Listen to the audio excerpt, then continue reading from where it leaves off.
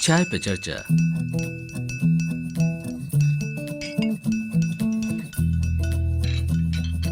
चाय चाय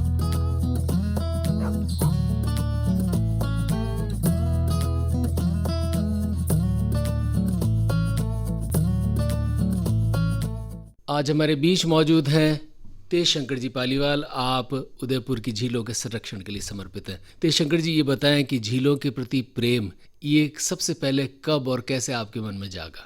लगभग 35 वर्ष पूर्व पीके जैन साहब थे यहाँ के जिलाधीश महोदय, और उन्होंने वेस्टर्न जैन कल्चर सेंटर में एक मीटिंग बुलाई और उन्होंने एक आह्वान किया कि झीलों की सफाई करनी है, झीलों के अंदर से मिट्टी निकालनी है। उस समय सैकड़ों लोग इकट्ठे हुए, लेकिन सभी ने, किसी ने कहा साहब मैंने पहले 63 में ये किया, किसी ने कहा 73 में ये किया। तब जिलाधीश महोदय ने और रणजीत सिंह गठाला, रामनारायण नाथ गुप्ता जी थे नगर प्रशासक नगर निगम के, तो उन्होंने कहा यार सब आप सब स्वतंत्रता सेनानी हो झीलों के, लेकिन ये बताइए कल क्या कर सकते हो क्या आप? तो सभी ने मना कर दिया। तो मैं वहाँ बैठा था, मैंने कहा यार, मेरे मित्रों से पूछा, मैंने कहा हम लोग आए किस लिए हैं, तो क्या आप मेरी मदद करोगे? तो मैंने खड़े होकर वेस्टर्न जोन कल्चर सेंटर में सभा में कहा कि कल से मैं ये काम शुरू करूँगा और ये इस अभियान का बीड़ा मैं उठाने को तैयार हूँ। और अब मैं आपको बताऊँ कि आज दिन तक ऐसा जन आंदोलन कभी नहीं चला जितना आंदोलन वो चला, जिसमें हजारों टन मिट्टी निकली, हजारों लोग उसमें शामिल हुए। सभी समाचार पत्रों ने खूब तारीफ की, क्योंकि एक तरफ फतेह सागर में चल रहा था सरकारी श्रमदान और एक तरफ चल रहा था जन आंदोलन। उसमें और नगर निगम और जिलाधीश महोदय के सहयोग से सारे साधन हमें मिले और 1.5 महीना तक वो आंदोलन चला, जिसमें हजारों लोग जुड़े और कभी किसी व्यक्ति का नाम अखबार में नहीं आने दिया। उसका कारण है कि हजारों लोग जुड़े तो क्या होता है, मेरा नाम नहीं आया, वो कि मेरा नाम नहीं आया, इसलिए हमने कहा किसी का नाम नहीं आना चाहिए और एक आंदोलन चला। तो वैसे तो मैं युवावस्था से झील के लिए काम कर रहा हूँ, लेकिन उस समय से मेरे को मतलब बहुत ज़्यादा, और जैसे जैसे उम्र बढ़ी वैसे वैसे झीलों के प्रति मेरा दायित्व भी बढ़ता गया, मेरा सोच का दायरा बढ़ा, तो कर्तव्य का दायरा भी मैंने बढ़ाता रहा। फिर निरंतर झीलों के पे मुद्दे उठाता रहा। लेकिन मुख्य जो 2004 में हमारे घरों में मलमूत्र आ रहा था, तो हमने इसमें आवाज़ उठाई नल के जरिए तो हमने कहा भाई सीवरेज लाइन जो डाली जा रही है वो सीवरेज लाइन लीकेज है। तो इन्होंने माना नहीं, पीएचडी ने भी नहीं माना, नगर निगम ने भी नहीं माना। तो हमने एक पत्र लिखा राजस्थान उच्च न्यायालय को। उसमें एलन माथुर साहब थे, चीफ जस्टिस थे, वो गंगोर घाट में ही रहने वाले थे, चांदपोल के पास में ही। उन्होंने मेरे उस पत्र को याचिका के रूप में स्वीकार कर लिया। 2006 में जब बाढ़ आई तो हाथीपोल के अंदर भारी मात्रा में पानी का फुहारे फूट रहे थे। हाथीपोल में करीब 1.5-2 फीट पानी भरा हुआ था और 24 घंटा वो पानी बह के बर्बाद हो रहा था। तब हमने पता लगाया, मैंने जब हमारे वहाँ चांदपोल में से क्षेत्र में हमने सीवर के मेन होल को खोल के देखा तो उसमें करोड़ों लीटर पानी व्यर्थ बह रहा था। हमने प्रशासन को सूचित किया कि चांदपोल के लोगों ने ढूंढ लिया कि मुख्य गंगोत्री यहाँ है। फिर हमने महेंद्र पारिक जी थे यूएटी के सचिव, उनको बताया, क्योंकि लाइन यूएटी ने डाली थी, उनको बताया। उन्होंने एक बार तो पीएचडी वालों ने कह दिया साहब ये तो पीएचडी की कोई लाइन फूटी होगी, बाकी इतना पानी कहाँ से आवे। हमने कहा जो हाथीपोल में जो पानी बह रहा है वो गंगोत्री चांदपोल है, झील के किनारे वाला, झील ऊपर है, हाथीपोल नीचे है। तो फिर महेंद्र पारिक जी ने, और हम किरण माहेश्वरी जी से भी मिले, किरण माहेश्वरी जी, गुलाब जी, सबको बताया हमने, और ये सभी जनों ने सहयोग किया। फिर महेंद्र पारिक जी ने सीवेज विशेषज्ञ बीसी पुनिया को जोधपुर से बुलाया। उन्होंने आकर मतलब क्या है कि झील के किनारे किनारे जो मेन होल थे, जिनको मैंने खोल के रात को दिन को किसी भी तरह से खोल के मैंने आइडेंटिफाई कर लिया कि ये इन मेन होल में लीकेज हो रहा है, उनको हमने बताया। बीसी पुनिया साहब ने जब ये देखा तो बीसी पुनिया साहब ने कहा कि यह झील का पानी है और आपको ये मानना चाहिए। फिर जिलाधीश महोदय के यहाँ एक रिपोर्ट प्रस्तुत की, उसमें उन्होंने बताया कि तकनीकी दोष, अत्यधिक जल्दबाजी में किया गया कार्य, इसकी वजह से ये लीकेज हो रहा है, तो अब इसमें ग्राउंडिंग करानी चाहिए। ये लीकेज तेज शंकर जी क्या मैन होल से हो रहा था? हाँ, मैन होल में क्या होता है सर कि जब किसी प्रकार के सीमेंट की कास्टिंग करते हैं, यानी छत भी डाली जाए तो एक ही बार में डाली जाती, 3 टुकड़ों में नहीं डाली। उन्होंने क्या किया कि कभी इस मैन होल को बनाया, कभी इसको बनाया, कभी इसको बनाया, तो क्या आधे आधे में जॉइंट रह गए। उन जॉइंट, अब वो झील का स्तर और manhole, sewer manhole का स्तर दोनों बराबर। तो जब झील का स्तर ऊपर हो गया, पानी भर गया फुट, तो वो पानी सब इधर आने लग गया। तो उसमें हाई कोर्ट के आदेश से SK वेस्ट से सचिव, उनको भी उदयपुर आना पड़ा। आए वो, उन्होंने मौका मुआयना किया और ग्राउंटिंग का काम हमने चालू कराया। ग्राउंटिंग के काम में मैंने मेरे विभाग से करीब 20 दिन की छुट्टी ली और मैं साथ रह के मैंने उस ग्राउंटिंग करवाई। ग्राउंटिंग करवा के 56 पॉइंट में ग्राउंटिंग करवाई और 56 पॉइंट में ग्राउंटिंग कराने से ये हुआ कि करोड़ों लीटर पानी जो हाथीपुल में व्यर्थ बह रहा था वो बच गया। इस तरह से एक मतलब आत्मसंतोष। उस समय से सीवेज लाइन में लीकेज कई जगह ढूंढा, फिर वापस नगर निगम, क्योंकि UIT ने लाइन बनाई थी नगर निगम के लिए, फिर नगर निगम ने कई वर्षों तक तो ली नहीं, लेकिन जब रजनी डांगी जी आई तब मतलब उन्होंने इसको ले ली। उन्होंने जब ले ली तो फिर उनको बताया, तो वापस मुकेश पुजारी और महेंद्र समनानी जी के सहयोग से फिर ग्राउंटिंग का काम चालू कराया। तो 6 मैन होल में फिर ग्राउंटिंग करी। आज भी झील का पानी सीवर लाइन में जा रहा है। 2016 में रोहित गुप्ता जी कलेक्टर साहब थे, सिद्धार्थ सिहाग जी थे नगर निगम आयुक्त। उनको साहब मैंने कहा सर ऐसा है कि हम जब भी दिन को बताते हैं तो फट ये कह देते हैं नगर निगम वाले, साहब फलानी होटलों से पानी आ रहा है, फलानी बस्ती से पानी, साहब एक बार रात को चेक करवा दो आप। तो रोहित गुप्ता जी ने इनको आदेश दिया नगर निगम को, अरुण व्यास जी, महेंद्र समनानी जी, कर्णेश माथुर, कि भाई आप रात को एक बार इनके साथ चेक करो। तो रात को हमने 1:30 बजे चेक किया, जिसमें मैं भी था, नंद किशोर जी थे, अनिल मेहता भी थे। हम सब ने रात को चेक किया। रात को 1:30 बजे भारी मात्रा में पानी जाता हुआ नजर आया। तो आज भी वो पानी कुछ जगह रुका है, नहीं कुछ जगह आज भी झील का पानी व्यर्थ बह के बर्बाद हो रहा है। उसके लिए मैं निरंतर प्रयास कर रहा हूँ। कुछ जगह तो रुका है, कुछ जगह अभी भी मतलब इनकी सोच ही नहीं है। ये किस जगह से तेजशंकर जी पानी जा रहा है? अभी और उसे कैसे रोका जा सकता है? भरमपोल दरवाजे के वहाँ से पानी जा रहा है, जिसको साधारणतया भरमपोल वाली लाइन जो है नाथी घाट जिसपे लाइन है, वो लाइन पंप हाउस बनाकर एक तरह से आउट कर देनी चाहिए, लेकिन वो लीकेज है तो उसमें पानी जा रहा है। दूसरा चांदपोल मेन पार्किंग पैलेस के पास में 2 नाले जा रहे हैं जिसमें झील का पानी जा रहा है, जिसका फोटो मेरे पास है। झील का पानी जा रहा, तो उन्होंने बताया कि भाई हम लिफ्टिंग स्टेशन बनाएंगे तब ये बंद हो जाएगा। दूसरा सिलाटवाड़ी के वहाँ पर जो आउटलेट है उसका झील के अंदर की लाइन का, वहाँ पर भारी मात्रा में पानी जा रहा है, जो रात को भी देखा जा सकता है, दिन को भी देखा जा सकता है। इस पानी को रोकने के लिए मैं निरंतर प्रयास कर रहा हूँ। फिर मैंने क्या किया कि ये पानी सीवेज का पानी है?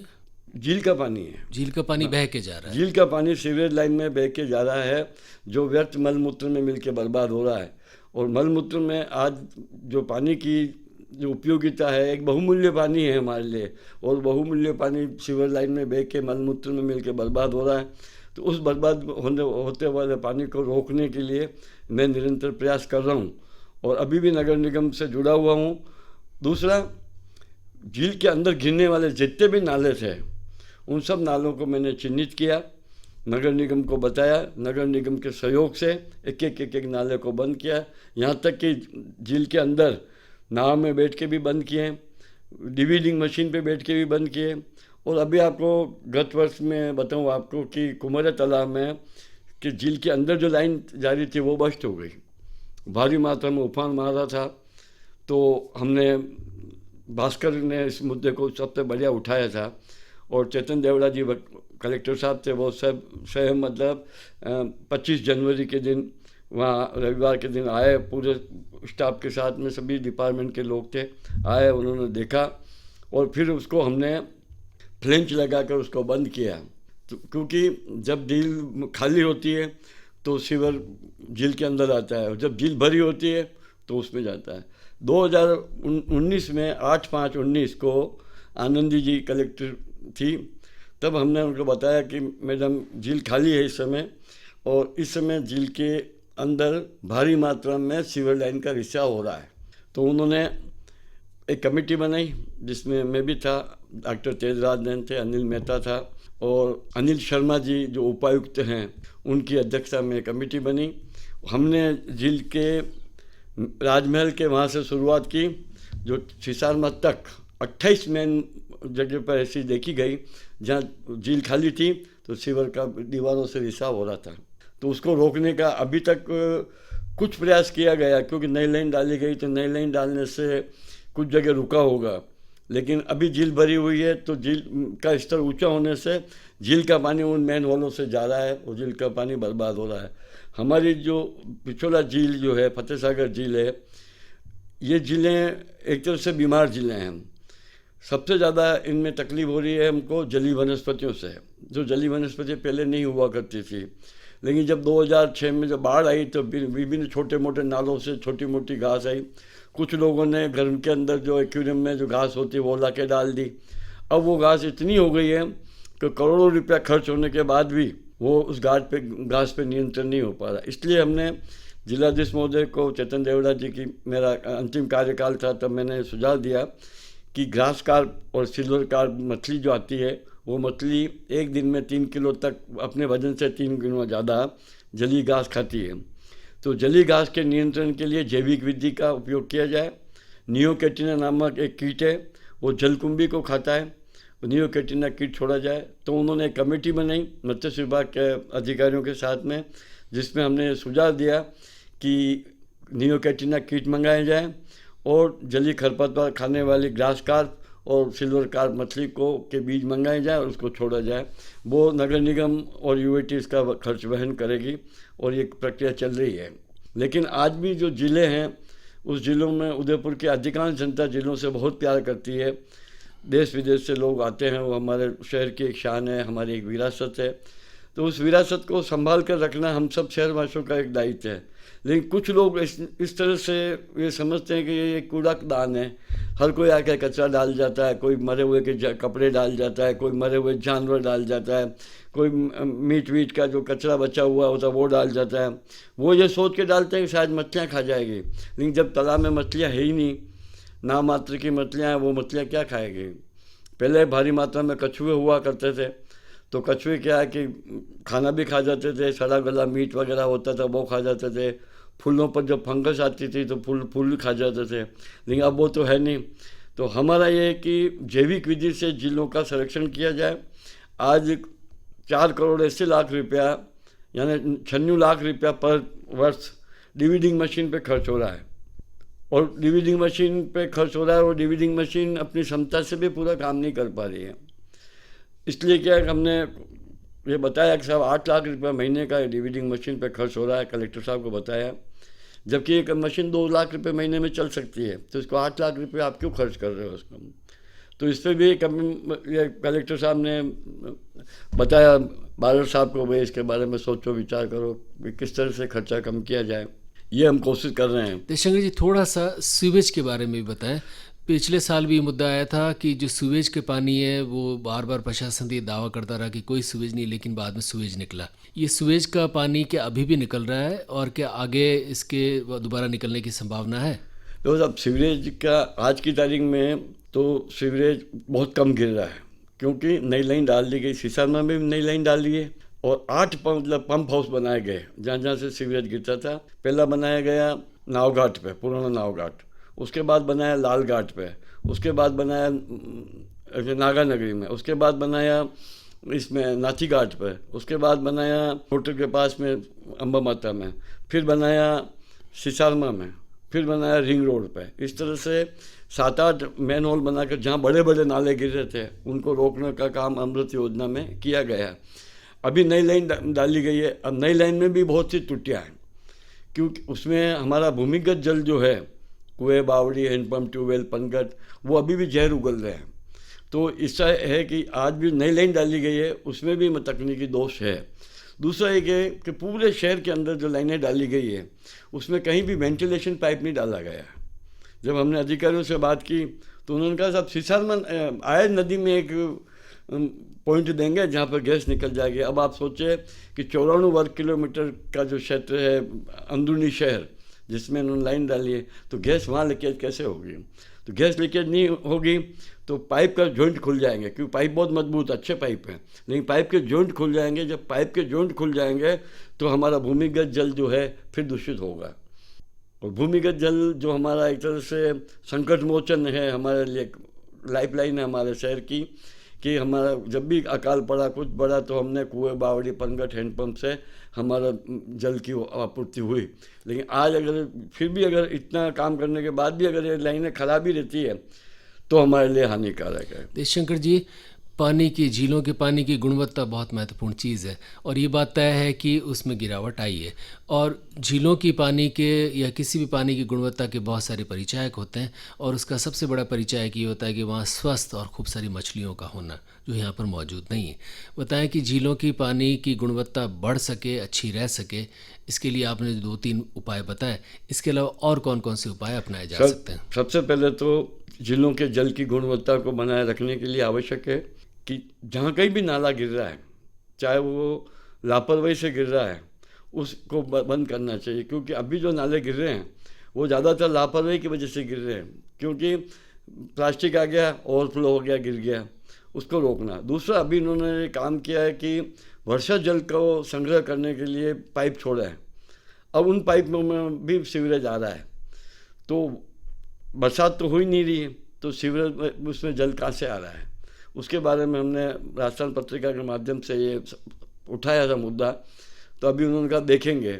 तो ये कहते हैं कि 1 ग्राम मल से भी 10 लाख बैक्टीरिया तैयार हो सकते हैं, तो कई चीज़ होती है। दूसरा, 8 तरह की जलीय वनस्पतियाँ हमारे झील में हैं, जो कई जलीय वनस्पतियाँ सड़ती है, गलती है और बदबू मारती है, कीटाणु पैदा करती है।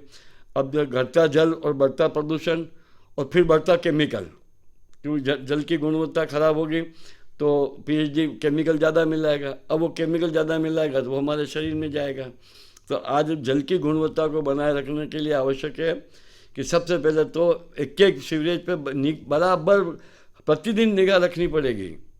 और उसके लिए जनता तो निगरान रखती ही है, लेकिन हमारे साथ साथ में नगर प्रशासन को भी सावधान रहना पड़ेगा। क्योंकि मैं ही नहीं, दूसरे अन्य लोग भी हैं जो जिलों में कभी गिरता हुआ है तो फ़ोन भी करते हैं, लेकिन तुरंत समाधान की प्रक्रिया नहीं होती है। दूसरा, आजकल एक प्रवृत्ति और बहुत हो गई है कि मरे हुए जानवर डालने लग गए।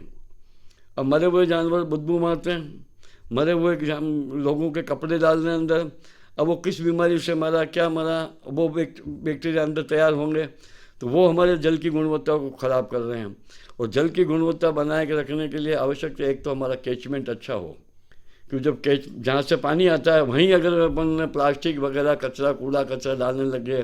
अभी भी बहुत सारे लोग झील में नहाते हैं साबुन रगड़ रगड़ के, कपड़े भी धोते हैं। बिल्कुल बिल्कुल। और ये जो पहले भी नहाते थे, लेकिन क्या होता था, बहुत मछलियाँ थी तो पानी साफ हो जाता था, नाले भी गिरते थे बहुत, तो कोई तकलीफ नहीं, क्योंकि बहुत मछलियाँ थी।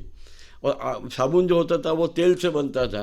अब तो क्या है कि केमिकल से साबुन बन रहा है, और सबसे ज़्यादा जो नुकसान पहुंचा रहा है वो है डिटर्जेंट। डिटर्जेंट को आप कितने ही पानी में घुमाओ, हमेशा जाग आते ही रहते हैं। एक बाल्टी में धो लो आप, दूसरी बाल्टी में फिर हिलाओ, फिर जाग आता ही आ रहा है। तो डिटर्जेंट हमारे इसको झील को सबसे ज़्यादा ख़राब करा, क्योंकि उसमें पोटेशियम वगैरह होते हैं। नहाने के लिए गवर्नमेंट ने कहा भी आप नहाओ, नहाने के लिए छूट दे, क्योंकि घाट बने हुए हैं, पुराने ज़माने से लोग नहाते आ रहे हैं, लेकिन सब साबुन का उपयोग जो है वो मत करो। लेकिन फिर भी लोग मानते नहीं हैं। फिर लेक पेट्रोलिंग लग गई हमारे यहाँ, लेकिन लेक पेट्रोलिंग भी क्या है कि कुछ समय घूम जाती है और वही घूम फिर के अपना काम, खुद के रिश्तेदार नहा रहे हैं, उन्हें कैसे रोकेंगे? सही बात कह रहे हैं आप। तो शंकर जी, जाते जाते संक्षेप में उदयपुर वासियों से क्या कहेंगे? मेरा तो उदयपुर के सभी झील प्रेमियों से एक ही निवेदन है कि ये हमारी विरासत है, हमने नहीं बनाई है। हमने हमारी विरासत को संभाल के रखना है। इसको आप कूड़ादान मत बनाइए। ये अगर कूड़ादान बन गया तो हम आने वाले जो यात्री हैं उनको कोई लेना देना नहीं, लेकिन हम शहरवासियों के लिए पीने का पानी है। दूसरा, मैं एक निवेदन और करूँगा आपसे कि उदयपुर के आसपास 42 छोटे तालाब हैं। ये जो झील है एक चांद है, और इसकी खूबसूरती है छोटे तालाब, जो सज्जनगढ़ पे जाके देखो आप चमकते हुए नजर आएंगे। उन छोटे तालाबों को जो संकट पैदा हो रहा है उनको आप बचाने का प्रयास करिए, क्योंकि छोटे तालाब जो है पेटा कास्ट में आ रहे हैं। पहले उस ज़माने में कास्ट का अधिकार दिया गया था कि खेत खाली हो, झील खाली हो तो आप खेती करो। उस समय रसायन का उपयोग नहीं होता था। अब क्या रसायन का उपयोग होने लग गया है। रसायन का उपयोग होने के बाद बरसात के अंदर बाद सारा भूमिगत जल खराब कर रहा है। दूसरा, पक्षी भी पानी पीते हैं, पशु भी पानी पीते हैं, इंसान भी पानी पीता है। तो उस जलाशयों को जहरीला होने से बचाने के लिए हम सभी उदयपुर वासियों को मिलकर प्रयास करना चाहिए। तेजशंकर पालीवाल जी, आपका हृदय से आभार। चाय पे चर्चा।